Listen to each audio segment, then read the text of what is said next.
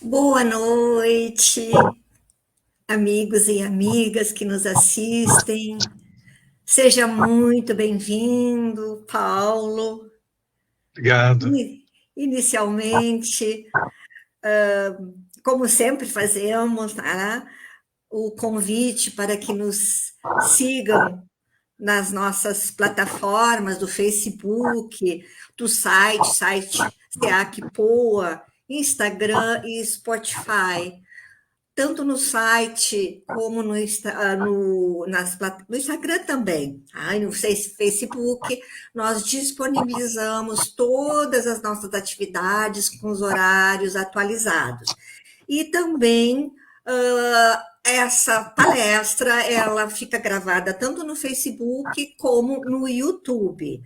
E no Spotify também a gravamos, para quem gosta de viajar, ouvindo uma palestra, então disponibilizamos no Spotify.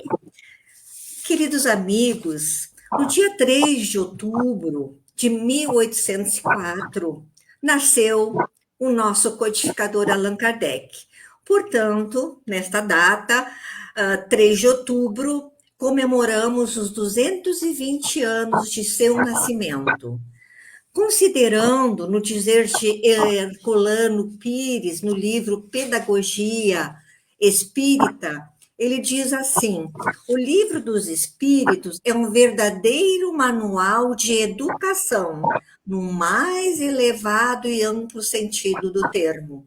Seu objetivo explícito é ensinar e educar. Então, considerando que a educação espírita, a educação do espírito imortal abrange todas as áreas do conhecimento humano, não há melhor forma de homenagear ao nosso codificador do que tratarmos da temática educação. Portanto, a partir desta sexta-feira e nas próximas sexta-feira, o nosso tema será, então, sobre a educação do espírito imortal. Trouxemos hoje a nossa mensagem do livro dos Espíritos da Perfeição Moral, capítulo 13. Vamos ler um trechinho, porque ele é longo, é de Allan Kardec, essa mensagem. Então, nos diz o seguinte, a questão 917. Louváveis esforços indubitavelmente se empregam para fazer que a humanidade progrida. Os bons sentimentos são animados, estimulados e honrados mais do que qualquer outra época. Entretanto, o egoísmo, verme roedor, continua a ser a chaga social. É um mal real que se alastra por todo o mundo e do qual cada homem é mais ou menos vítima. Cumpre, pois, combatê-lo como se combate uma enfermidade epidêmica. Para isso, deve-se proceder como procedem os médicos, ir à origem do mal. Procure-se em todas as partes do organismo social, da família, aos povos, da choupana ao palácio, todas as causas, todas as influências que ostensivamente ou ocultamente excitam, alimentam e desenvolvem o sentimento do egoísmo. Conhecidas as causas, o remédio se apresentará por si mesmo. Só resta, então, destruí-las, se não totalmente de uma só vez, ao menos parcialmente, e o veneno, pouco a pouco, será eliminado. Poderá ser longa a cura, porque numerosas são as causas, mas não é impossível. Contudo, ela só se obterá se o mal for atacado em sua raiz, isto é, pela educação. Não por essa educação que tende a fazer homens instruídos, mas pela que tende a fazer homens de bem. A educação convenientemente entendida constitui a chave do progresso moral. Então, depois desta mensagem que nos preparamos, nos asserenamos, vamos fazer a nossa prece com as mentes interconectadas, num único sentimento, num único pensamento, busquemos aquilo que temos de melhor dentro de nós. Senhor Jesus, reunidos em teu nome, manifestamos a nossa gratidão. Envolva-nos com a tua suave e doce luz, pacificando nossos corações, para que a tua paz permaneça em nós. A amorosa equipe espiritual deste trabalho, pedimos inspiração, amparo e proteção. Que a paz e a harmonia permaneçam em nós. Assim seja.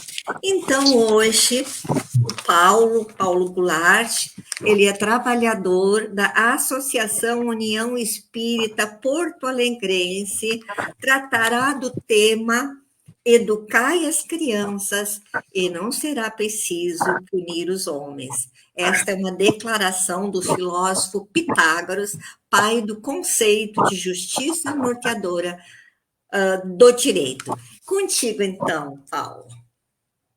Ok. Então, que todos sejam muito bem-vindos, os que estão nos escutando nesse momento, nos assistindo, que a gente possa se repletar da presença de Jesus em nosso coração e todos os benfeitores espirituais que auxiliam nesse trabalho. A gente, para iniciar a nossa fala, nós pensamos no nosso planeta, que é a nossa casa, né? E o André Luiz nos ensina no livro Evolução em Dois Mundos que os espíritos puros, num processo de comunhão indescritível com o Criador, assimilam do fluido cósmico universal, que é a substância viva da mente divina, ele coloca isso como um sinônimo, né? Assimilam os celeiros da energia com que constroem os sistemas da imensidade.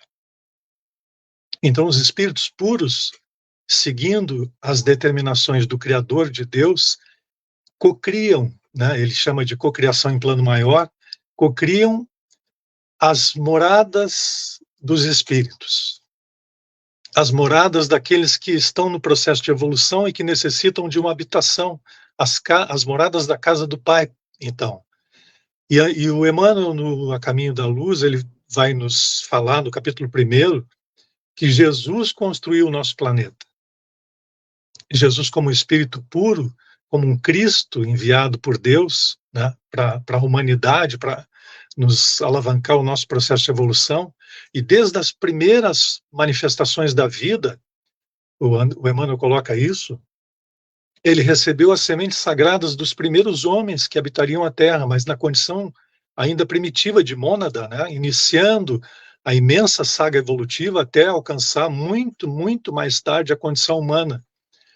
E esse planeta que Jesus construiu com seus colaboradores, ele é perfeito em todas as suas formas de expressão, né? A natureza, ela se une em todos os seus aspectos diversos, de tal forma que propicia o desenvolvimento da vida. A atmosfera, por exemplo, os elementos que estão suspensos no ar, né, que permitem o desenvolvimento da vida, que realizam a filtragem de energias de alta intensidade, como a do Sol, por exemplo, partículas de alta energia que são filtradas, que se não fossem filtradas, a vida não se desenvolveria na Terra. Camada de ozônio, a ionosfera, né? Todos esses elementos perfeitamente constituídos e interconectados, interligados. Toda a natureza está interconectada, interligada. Assim também o homem.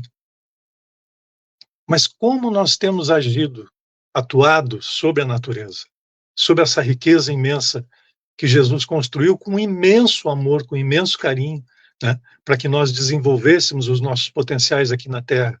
Como nós temos agido sobre a natureza? Nos dá a ideia de uma nuvem de gafanhoto, né, em que devasta tudo que é verde, tudo que é vivo, tudo que é natural. O homem tem agido desta forma.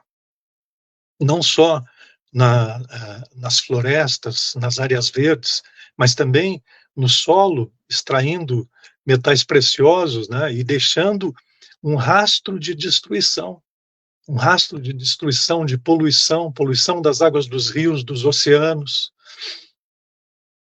nós temos, com essa atuação que nós trouxemos essa imagem de nuvem de gafanhotos devastando as florestas, nós vamos alterando os ciclos naturais das chuvas, por exemplo. A gente vê aqui aí a conta, né, que está chegando para nós enquanto seres humanos, nessa alteração dos ciclos das chuvas,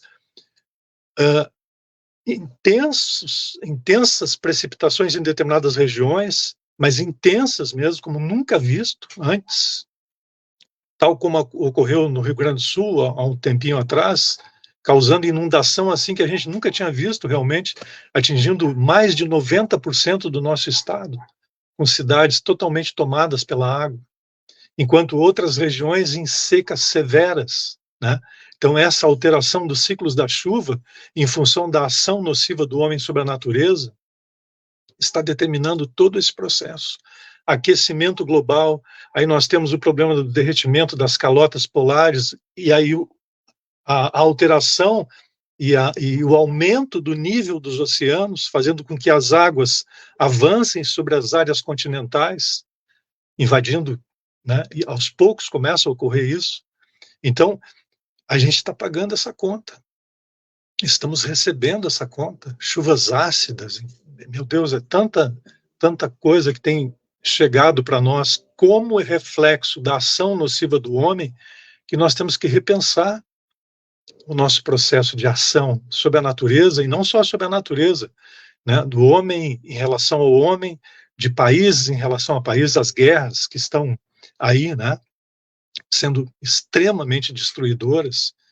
Então, alguma coisa precisa ser feita. Nós temos aqui, nós escolhemos e destacamos um estudo realizado por um ecologista chamado Arne Naess, e ele cunhou a forma como o homem tem agido sobre a natureza como sendo ecologia rasa. Essa ecologia rasa considera o homem como ela é antropocêntrica, o homem estaria no centro, né, da natureza, e todos os valores estão à sua disposição. A natureza, então, e os valores que a natureza apresenta seriam valores instrumentais ou de uso, que ele utiliza a seu bel prazer, né? Em contraposição, ele propõe a prática da ecologia profunda. Esse ecologista, Arne Naess, que é norueguês, ele fundou uma escola de filosofia em 1970 e alguma coisa, e a partir daí ele começou esses estudos, né, se tornou muito célebre em função disso. A ecologia profunda dá uma outra perspectiva, dá a ideia de uma teia, né, os elementos todos que constituem a civilização, os valores da natureza, constituiriam uma grande teia, né? Toda a fauna, toda a flora, incluindo o ser humano, seria uma teia gigante. Como é que funciona a teia? Uma teia de aranha. Ela é estendida, constituída por fios, né? A aranha tece aqueles fios e fica estendido aquele processo, esticado.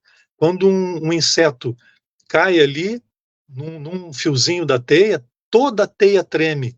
Então, a aranha sabe onde é que o inseto se encontra, para, enfim, se alimentar ali, etc. Então, essa imagem da teia é bem interessante, porque o Arne Naess vai colocar que a raça humana é apenas um fio da teia. Nós não somos o centro de tudo, nós somos um fiozinho da teia.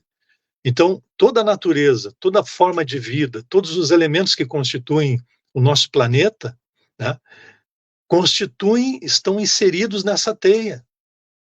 Quando nós começamos a devastar, a destruir as áreas verdes, quando nós começamos a explorar de forma absurda todas as riquezas que o planeta apresenta, a gente está rompendo fios da teia.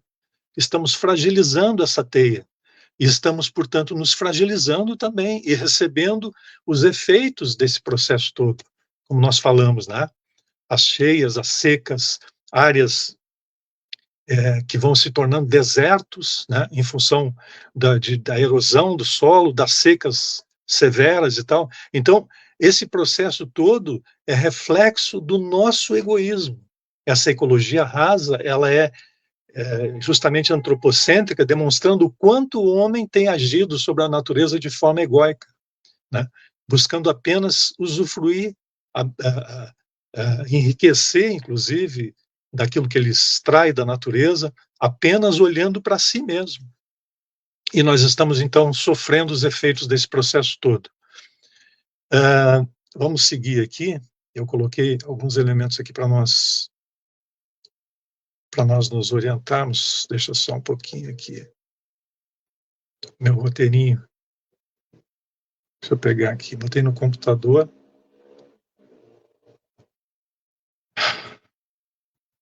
O Emmanuel nos coloca no Consolador, na questão 135, uma questão muito interessante, falando sobre o mal, tratando sobre a questão do mal. Então ele vai dizer que quando o homem converte a sua fragilidade em foco de ações contrárias à lei de amor, ele está exercendo uma intervenção indébita na harmonia divina. Isso é o mal. Vejam, o homem, quando converte a sua fragilidade em foco de ações contrárias à lei de Deus, à lei divina, à lei do amor, sobretudo, ele está exercendo ou estabelecendo uma intervenção indébita na harmonia divina. Isso é o mal. Então a gente vai ver que aí, quando o homem age desta forma, ele está agindo assim em função do egoísmo. Tá? Ele não conseguiu ainda uma amplitude de entendimento, de percepção, de sentimentos que lhe dê uma visão mais ampla. Ele está fechado em si mesmo. Então ele não consegue perceber Deus. Desta forma, ele acredita em si, apenas em si, e converte essa fragilidade sua em ações contrárias à lei divina, sobretudo à lei de amor. E essa ação contrária à lei de amor estabelece uma intervenção indébita na harmonia divina. Eis o mal, diz Emmanuel. E aí é necessário restabelecer os elos sagrados dessa harmonia. Eis o resgate. Né? Então, se a gente tem a liberdade de agir, nós vamos ter que dar conta daquilo que a gente fez. Né? Nós vamos colher aquilo que nós semeamos. No livro da Joana de Ângeles, Amor, Imbatível Amor, no capítulo 3º, ela faz uma colocação muito interessante, ainda sobre a questão do amor, do bem e do mal. Né? Ela vai falar sobre a dualidade do bem e do mal, e ela vai dizer o seguinte, que a personificação do bem é o amor, e o mal é a ausência do amor. Entende? Dá para perceber isso?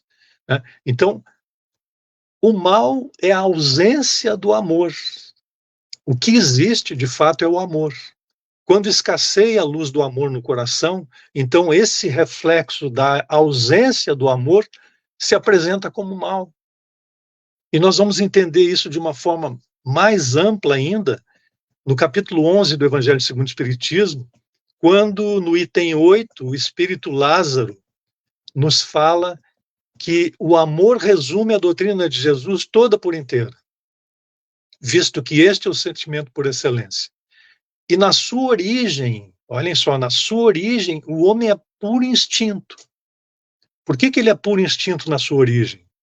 Porque o homem vem da condição de animal irracional, como nós falamos ali no início, né? Jesus recebeu as sementes sagradas dos primeiros homens e ali se iniciou a saga evolutiva do princípio inteligente. Com o trabalho dos seus tutelados, né, que estavam trabalhando para fixar as espécies diferentes dos animais e da fauna, o princípio inteligente, então, ele foi ascendendo, foi passando por todas essas fases evolutivas, né, na condição animal, e sendo guiado pela força instintiva, pelos instintos, que é uma força, digamos assim, cega, né?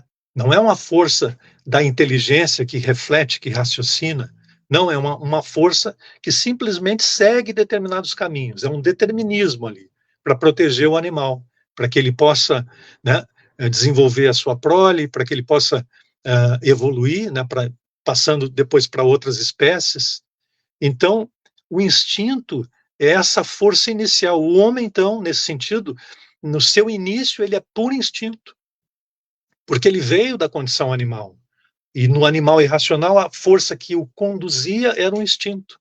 Então, esse homem que vai alcançar esse princípio inteligente, que agora alcança as faixas da razão, ele está impregnado de instinto. E o instinto de conservação da vida e o instinto de demarcação territorial são desses instintos que se deriva o egoísmo. O indivíduo egoísta é aquele que ainda está muito ligado às suas raízes instintivas. Ele precisa dessa condição, porque ele não tem maturidade, ele não tem riqueza interior para ter um comportamento mais elevado, um comportamento que vislumbre o conjunto, né, que possa pensar em termos de fraternidade, de concórdia, né, coletiva. Não, ele precisa estar centrado nele em função da sua condição de estar muito ainda ligado às suas raízes instintivas. Por isso o Espírito Lázaro nos diz isso. Na sua origem, o homem é puro instinto. Mas ele vai evoluindo, e mais avançado e corrompido, ele alcança o degrau das sensações. O que seriam as sensações? É quando a inteligência, que já começa a se desenvolver, busca estender o gozo dos instintos. Então o homem fica ali nesse campo das sensações. As sensações no campo da sexualidade, as sensações no campo da alimentação, né, do derrame de adrenalina na corrente sanguínea com os esportes radicais, se atirar de uma corda elástica, etc. É um degrau da evolução. Nós vamos saindo da escuridão dos instintos e começa uma luz bruxuleante ali, muito tênue, a se acender. E aí, mais instruído e depurado, nos diz o Espírito Lázaro, o homem alcança o patamar dos sentimentos, cujo ponto delicado é o amor. E quando nós atingimos o amor verdadeiramente, né, não o amor que a gente costuma conceituar, né, de uma forma coloquial, mas esse amor verdadeiro que Jesus veio vivenciar aqui na Terra, quando nós alcançamos esse patamar do amor, então a luz se acende em nosso espírito.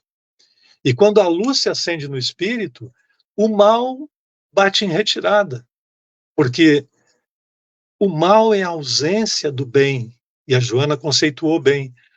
A personificação do bem é o amor. Então, quando se acende a luz do amor, o bem predomina na criatura, o mal bate em retirada.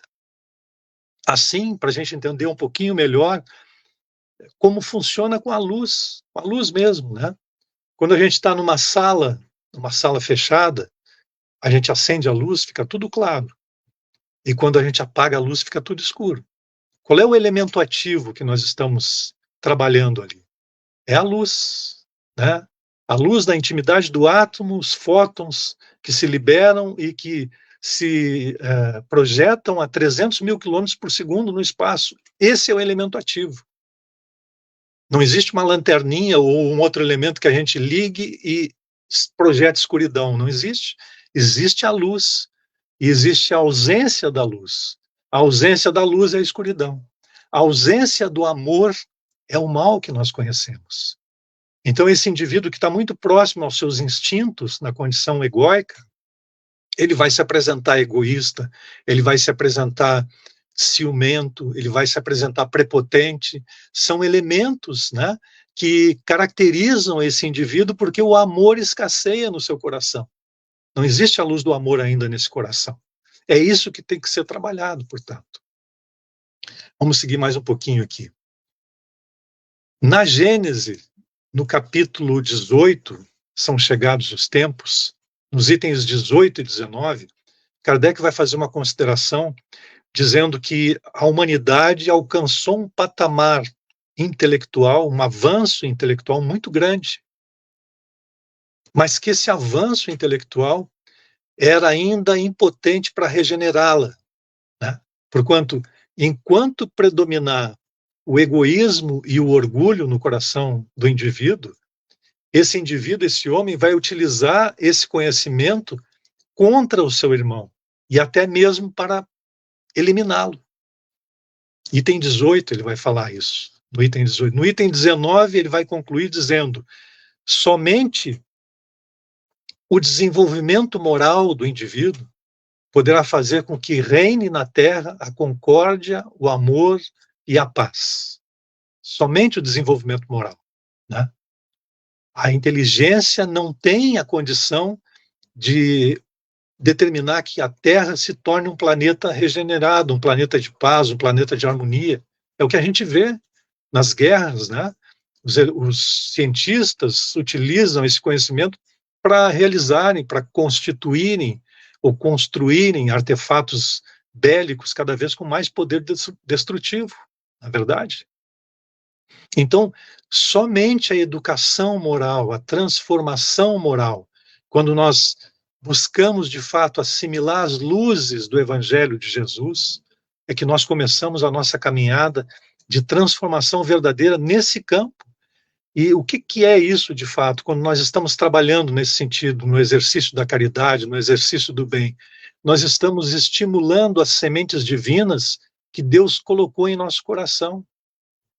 Como filhos de Deus, nós trazemos esses potenciais divinos na forma de sementinhas, né, para uma imagem que a gente possa entender, sementinhas que Deus colocou na boa terra de nosso coração, e através do trabalho, da vontade de fato de querermos nos transformarmos, nós vamos estimulando essas sementes, elas vão desabrochando a pouco e pouco, até que a luz se faça em nosso coração. Ainda uma outra imagem interessante, que é a questão da luz. Quando a gente passa um feixe de luz sobre um prisma, o que ocorre? A luz branca, ela se dissocia nas 7 cores do arco-íris, né? Essas cores, elas estão vibrando numa frequência inferior à frequência da luz branca. Isso é uma imagem perfeita para nós entendermos a luz do amor. A luz do amor. A luz do amor contém todas as virtudes da alma, né? Como se a gente pudesse fazer passar essa luz do amor sob um prisma, nós veríamos todas as outras virtudes que estão em frequências menores em relação ao amor. O amor concentra todas essas luzes, todas essas virtudes. Por isso que quando a luz do amor brilha no coração, então não tem mais espaço para a manifestação do mal, não há como, né? Não existe o elemento ativo mal, portanto, existe o elemento ativo luz, o elemento ativo amor. E acendendo a luz do amor, o mal então não encontra mais campo de manifestação naquele coração. Entrando mais propriamente no tema agora, que é a questão da educação, nós vamos ver na questão 917, aliás, na questão 916 primeiro. Olhem o que os espíritos vão nos dizer aqui. Qual o meio de se destruir o egoísmo? É a questão que Kardec coloca, né? E os espíritos vão nos responder: o egoísmo se enfraquecerá com a predominância da vida moral sobre a vida material. Que é justamente o oposto que nós estamos vivendo ainda, em grande maioria, né? Hoje o apelo material é muito maior. Nós queremos viver bem, e poucos querem bem viver, né? Viver bem, desfrutar de todos os prazeres, ter todas as riquezas materiais, é mais ou menos isso que é veiculado nas mídias, né? Então as criaturas ficam à mercê desse processo, desse modelo que vigora no mundo. Mas Jesus veio nos trazer um outro modelo, né? Um modelo que é a vivência do amor, a vivência da fraternidade, o jugo suave que ele nos propõe, que é seguirmos a lei divina. Esse jugo suave é seguirmos a lei divina, né? Seguirmos os exemplos que ele nos deixou aqui na Terra. Depois, na questão 917, o egoísmo, o Kardec coloca, né, qual o meio de se destruir o egoísmo? E os espíritos vão responder: o egoísmo se enfraquecerá com a predominância da vida moral sobre a vida material. Naturalmente, né? Quando então nós começarmos a ampliar nossa visão, quando nós percebemos com a doutrina espírita que somos espíritos imortais, que nós chegamos aqui na Terra antes, quando a gente chega na Terra na reencarnação, nós já vivemos antes muitas vezes aqui na Terra, com certeza, né?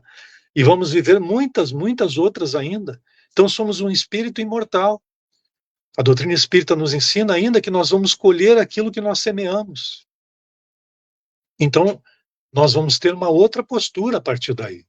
A gente vai pensar antes de agir, tá? Nós vamos colher o que plantamos. Então, se a gente devastar a terra, por exemplo, nós vamos reencarnar aqui. Vamos reencarnar num deserto, nós vamos colher aquilo que estamos plantando, né? Então, por si só, a doutrina espírita nos traz um cortejo de elementos fantásticos de esclarecimento que faz com que nós mudemos a nossa postura de atitude, de pensamentos, portanto, né? Por si só, isso ocorre. E aí, olha só, nessa questão 917, o Kardec vai colocar algumas considerações que a nossa irmã, algumas delas ela falou aqui. Por exemplo, é necessário atacar o mal pela raiz, nos diz o educador, eminentemente educador, Allan Kardec. Ou seja, pela educação. Não essa educação que tende a formar homens instruídos, mas homens de bem, né? Formar homens de bem. Homens de bem. Olha só, como nós precisamos disso, né? Homens de bem significa o quê? Acender a luz do amor no nosso coração. É o que o Espírito Lázaro estava colocando lá no Evangelho segundo o Espiritismo, no item 8 do capítulo 11. Mais instruído e depurado quando a gente vai ler no dicionário online, nós vamos ver que depurado é alguém depurado moralmente, fala ali, literalmente, até vou ver aqui bem direitinho para falar para vocês. Ó. Eu tinha colocado isso aqui, depurado. Olha só, definição: depurado, purificação moral, correção, sublimação. Então, é esse processo, né, que vai ocorrendo conosco, essa transformação moral, que é indispensável, né? Predominância da vida moral sobre a vida material. Formar homens de bem, portanto, é depurar-se moralmente, né? É um processo ali de nos esclarecermos e nos depurarmos moralmente. Depois nós vamos entrar aqui no item 383 do Livro dos Espíritos, aí entrando já na fase infantil, na infância, que é a base do nosso tema. Kardec faz a seguinte questão, a seguinte pergunta para os amigos espirituais: qual é para o espírito a utilidade de passar pela infância? Olhem só. Qual é para o espírito a utilidade de passar pela infância? E a doutrina espírita nos ensina, a resposta dos espíritos aqui vem consolidar aquilo que nós sabemos, né? A doutrina espírita em vários pontos nos esclarece isso, que nós, quando entramos na infância, o que ocorre com o nosso espírito? Nós não recordamos da vida passada, o corpo ele está em formação, então o espírito não pode se manifestar na sua totalidade, ele esquece as suas vidas passadas, enfim, ele entra num processo de amortecimento, digamos assim. E esse é um estado de terreno fértil para assimilação da educação que os pais estarão responsáveis de transmitir àquela criança, né? Então, olha a perfeição da criação divina, né? O homem renasce, reencarna na condição infantil, extremamente frágil, extremamente dependente da mãe, do pai, especialmente da mãe, né, nos primeiros meses de vida, né? Então, essa condição propicia o espírito a assimilar a educação que lhe será transmitida. Então, aí é o momento crucial, né, em que os pais, os tutores daquela criança, estarão com imensa responsabilidade de transmitir um processo de educação que seja saudável. E se nós estamos falando aqui especialmente para um público espírita, então a responsabilidade é muito grande, né? Nós pensamos sempre, quando olhamos a criança, no processo de evangelização. Como é que se evangeliza? O primeiro passo para o adulto evangelizar uma criança é estar se evangelizando, né? Esse é o passo inicial. Porque não tem como evangelizarmos alguém ou transmitirmos o conhecimento do Evangelho se nós não estivermos fazendo um grande esforço para nos evangelizarmos, para assimilarmos as luzes do Evangelho, os exemplos que Jesus nos deixou na sua vivência aqui na Terra, exemplos de amor, de caridade, de perdão, de humildade, né, de perseverança no bem. Esses exemplos todos eles somente terão o poder de serem transmitidos para uma criança se nós estivermos vivenciando. Senão a nossa palavra, como fala o Paulo em relação à caridade, é como um sino que retine apenas, mas que não tem essência, não tem conteúdo, né? Seriam palavras ao vento. É necessário os pais, em especial na casa, né, com a família, vivenciarem o Evangelho, buscarem essa assimilação profunda das lições, introjetando na sua vida, no seu mundo íntimo, essas lições, para que então os filhos possam de fato assimilar essas luzes do exemplo, né? O exemplo que arrasta, né? Como costuma se dizer. Mas tem mais que isso. A responsabilidade dos pais nesse campo da educação da criança, passando as luzes do Evangelho com um exemplo, seria um passo, né? E um passo fundamental, e que demanda a vida inteira, né? Enquanto o filho está junto ali, não importa a idade, mas especialmente nessa fase infantil, é de extrema importância, né? E além disso, né, alguns elementos assim que são indispensáveis, como o culto do Evangelho no lar. O culto do Evangelho no lar. E quando as coisas estão difíceis, né, no período da pandemia, por exemplo, quando a gente atravessou esse período das enchentes devastadoras, de repente, muitas pessoas começaram a realizar o culto do Evangelho do Lar, não apenas num dia da semana, mas 2, 3 dias da semana, nunca esquecendo a oração, né, quando nós acordamos pela manhã, quando vamos deitar, e levar esse exemplo e buscar incutir isso no nosso filho, nos nossos filhos. Porque a Joana de Ângeles nos diz também num livro chamado Consciência, Momentos de Consciência, no capítulo 12, que é Consciência e Hábitos, ela vai dizer assim, que a repetição dos atos gera hábitos, e estes tornam-se memórias que passam a funcionar automaticamente. É mais ou menos como nós ensinarmos o nosso filho a escovar os dentes, né? Ele vai com dificuldade, no início é um problema, né? É uma dificuldade enorme, mas vai indo, 2, 3 meses, 4 meses, daqui a pouco se tornou um hábito, né?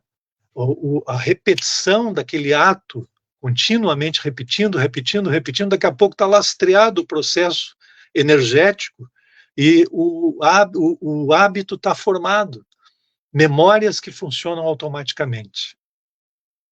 Eu recordo também da questão 994 do Livro dos Espíritos, 894 do Livro dos Espíritos, quando Kardec questiona os amigos espirituais que tem pessoas que fazem o bem espontaneamente, ao passo que outras precisam fazer grande esforço para vencer a sua natureza negativa e conseguem vencer.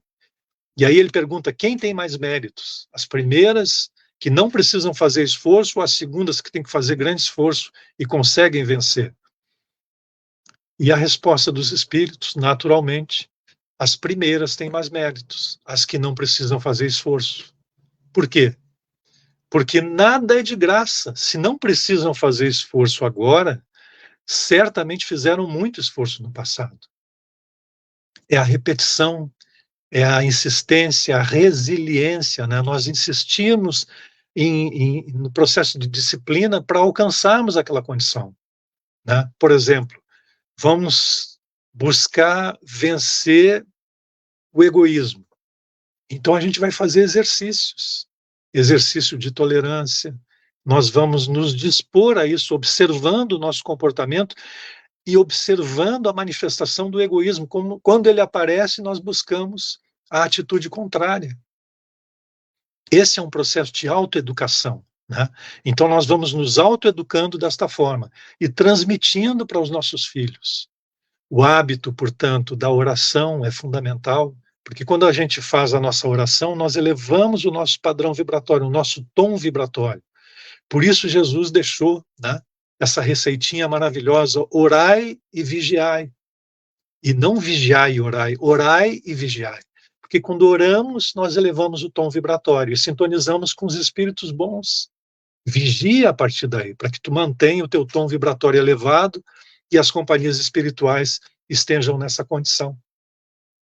Então, o processo da educação, que começa com a nossa autotransformação, contínua, né? Porque isso é um processo que se estende ao longo de inúmeras reencarnações até que nos tornemos espíritos puros. Imagine, é uma estrada imensa, né?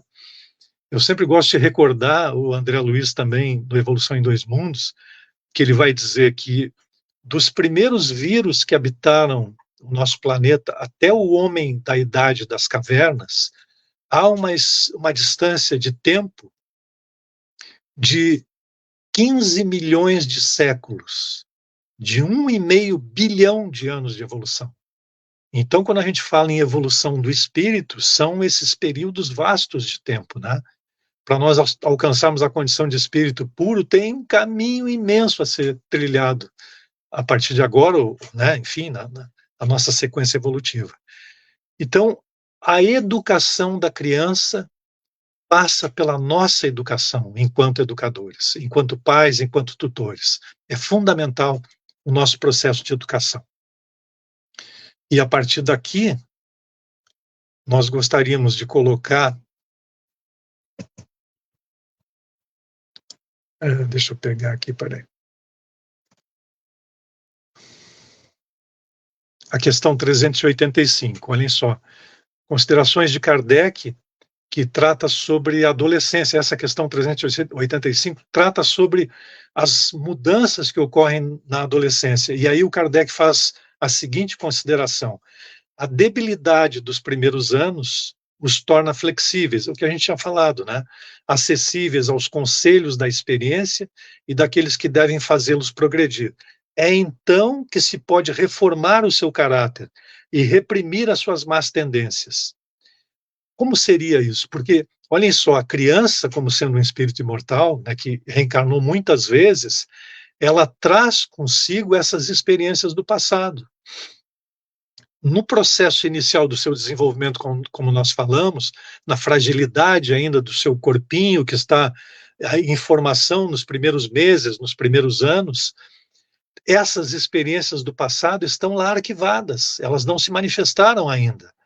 Todavia, quando o indivíduo alcança a condição da adolescência, começa aquelas transformações profundas. Por que isto? Porque a maturidade orgânica agora permite ao espírito projetar essas experiências emocionais do passado na sua condição presente.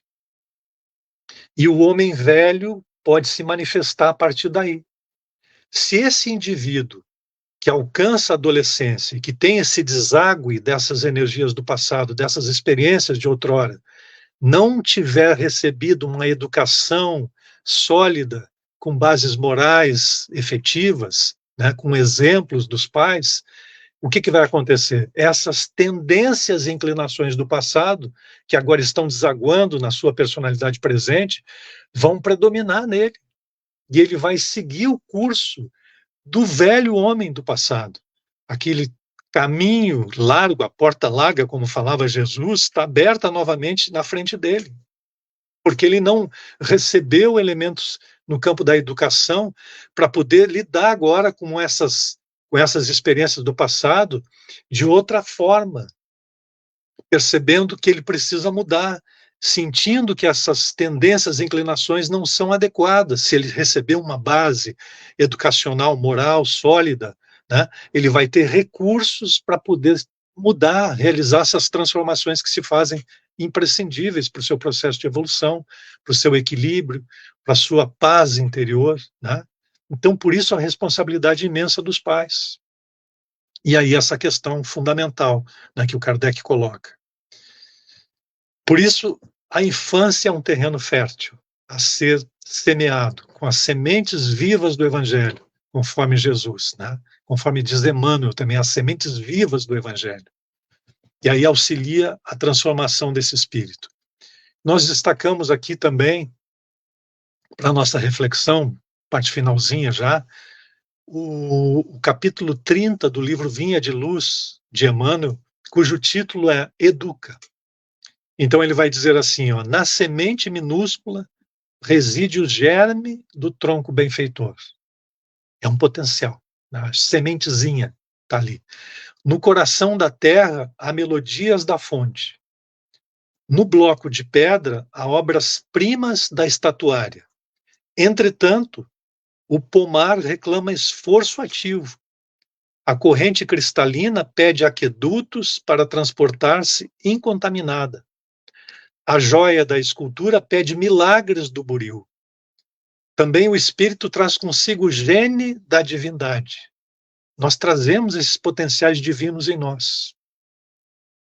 Mas se eles estiverem ali, esses potenciais estão adormecidos em nós, se nós não trabalharmos no sentido de estimularmos o despertamento desses potenciais divinos, eles vão continuar adormecidos. Na ausência de luz, nós vamos continuar agindo nesse campo do mal, né? O egoísmo predominando, o orgulho predominando. Por isso, o Emmanuel nos diz: mas para que a luz divina se destaque da treva humana, é necessário que os processos educativos da vida nos trabalhem no empedrado caminho dos milênios. Educa e transformarás a irracionalidade em inteligência, a inteligência em humanidade e a humanidade em angelitude.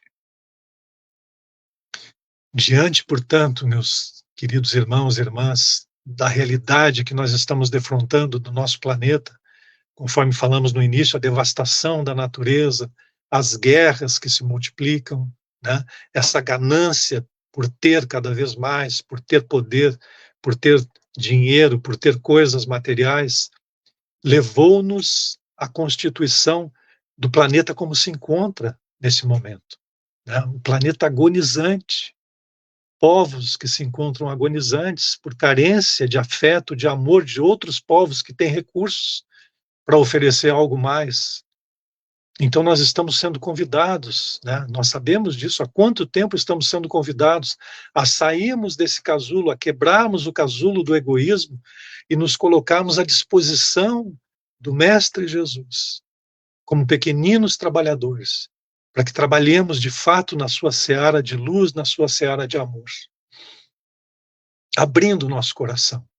E quando nós nos colocamos à disposição, os trabalhos surgem, porque a espiritualidade maior olha e percebe ali uma possibilidade de ação no bem, naquela criatura, naquele coração que está se colocando à disposição do bem. Então, meus queridos, que a gente possa abrir o nosso coração e nos colocarmos à disposição desse sol divino, que é Jesus, do amor dele imenso, para com todos nós, desde o início da formação do nosso planeta, que nós possamos demonstrar o quanto nós amamos esse Mestre amoroso, transformando a nossa vida e auxiliando nessas transformações que se fazem agora imprescindíveis nessa hora última que estamos vivenciando aqui na Terra.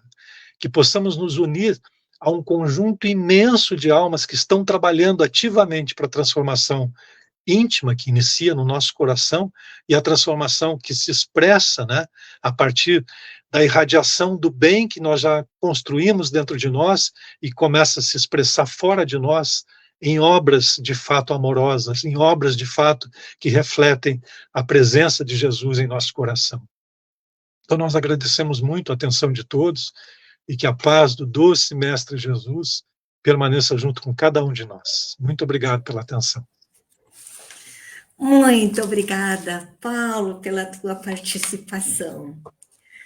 Então, no Evangelho segundo o Espiritismo, nós temos no capítulo 28 uma coletânea de preces espíritas. Kardec nos trouxe essas preces ditadas conforme as circunstâncias pelos espíritos benfeitores, e eles, então, essa prece é encabeçada pelo Pai Nosso, tá? Porque ele nos diz que, com efeito, sob a mais singela forma, o Pai Nosso resume todos os deveres do homem para com Deus, para consigo mesmo e para com o próximo. Então, nesse mês em que homenageamos Allan Kardec, nós vamos ver cada sexta-feira um parágrafo deste Pai Nosso ampliado, tá? Ou desenvolvido pelos benfeitores amigos.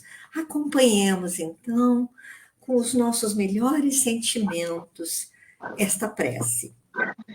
Pai nosso, que estás no céu, santificado seja o teu nome. Cremos em ti, Senhor, porque tudo revela o teu poder e a tua bondade. A harmonia do universo dá testemunho de uma sabedoria, de uma prudência e de uma previdência que ultrapassam todas as faculdades humanas. Em todas as obras da criação, desde o raminho de erva minúscula e o pequenino inseto, até os astros que se movem no espaço, o nome se acha escrito de um ser soberanamente grande e sábio. Por toda parte, se nos depara a prova de paternal solicitude. Cego, portanto, é aquele que te não reconhece nas tuas obras, orgulhoso aquele que não te glorifica, e ingrato aquele que não te rende graças. Profundamente agradecidos por esta hora abençoada, encerramos o trabalho desta noite, pedindo, Senhor Jesus, que derrame sobre nós e sobre toda a humanidade as suas bênçãos de amor e paz. Muito obrigada e até a próxima semana. Sim, seja. Até a próxima.